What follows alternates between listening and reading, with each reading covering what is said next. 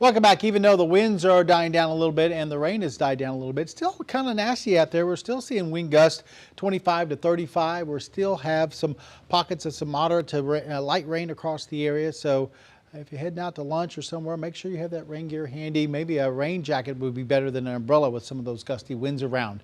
As we take a look at the latest on Nicholas, we just showed you this top of the hour, but winds at about 45 miles per hour, so it's come way down from the hurricane status it gained last evening. Now it's moving to the northeast at about 6, so it's slowed down a little bit, but it's still expected to track right across southeast Texas here as we head towards this evening going into tomorrow morning. It looks like it's going to continue to weaken. Winds down to about 30 miles per hour as it gets overhead. So it'll be classified just a tropical depression, eventually just kind of an area of low pressure, the remnants of what was Nicholas as it heads over into parts of southwest Louisiana. Once it gets a little bit farther off towards the east, towards the Sabine River, most of the rain should be out of here. It should be pushed over into Louisiana. And you can see that on satellite and radar. You can see the eastern side of this storm is where all the action is. As you get into the western side, maybe just a little bit of light rain. Southern side also not seeing a whole lot of rain there as well. So as it pushes to the east, the rain also pushes off towards the east. Here's a current look at radar, and our 190 corridor there looks pretty dry. You get south of there, we're seeing some scattered showers, and then we're looking at some scattered rain also here in parts of the triangle. You can see a little bit of a band right here with some moderate rain trying to work through Jefferson County. You notice this little red box right here? That is a flash flood warning that goes until looks like 2 o'clock for this afternoon, just because we've seen the heaviest rain in that part of southeast Texas. So any additional rainfall could cause some localized flooding.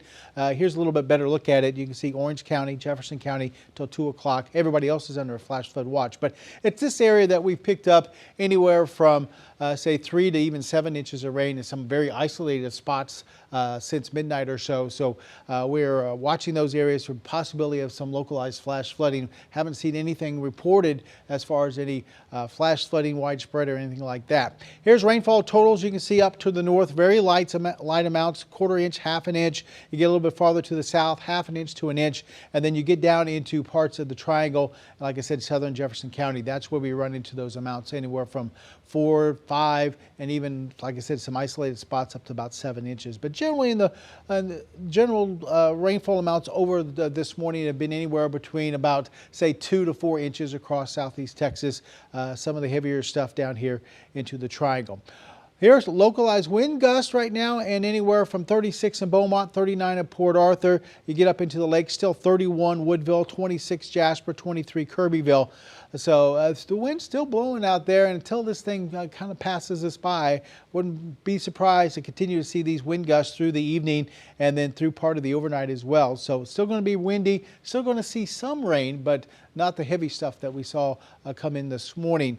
Because we do still have some wind out there, some wind gusts possibly up to about 40 miles an hour, they still have us under a tropical storm warning. That includes Orange County, Jefferson County, and then back over into western sections of Cameron Parish into southwest Louisiana.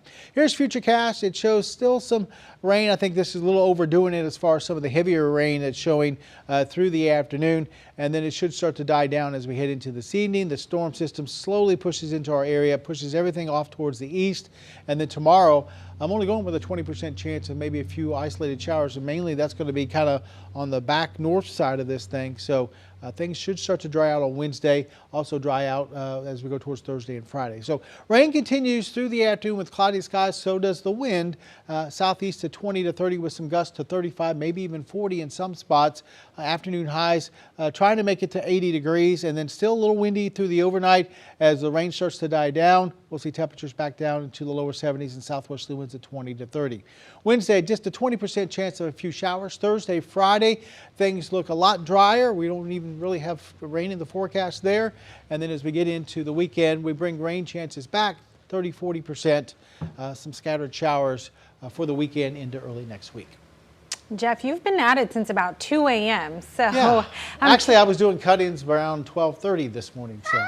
So I'm curious to know about throughout this whole morning and into this afternoon, what are you thinking is the area that got probably the most rain or hit the hardest in this storm so far? I think probably the most rain was down. I heard that Bridge City had totals up around 6 to 7 inches, and then a couple of spots down towards Port Arthur also.